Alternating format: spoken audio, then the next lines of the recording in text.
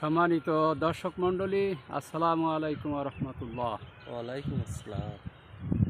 আমরা দুই ভাই আমাদের বাড়ির পাশে বিলের ধারে সুন্দর আল্লাহর এই ভূমির পাশে পড়ন্ত বিকালে দণ্ডায়মান আছি এবং এই সময় মনে পড়ে বিদ্রোহী কবি কাজী নজরুল ইসলামের সেই সুন্দর আল্লাহ সৃষ্টি রহস্যকে নিয়ে একটা ইসলামী গজল।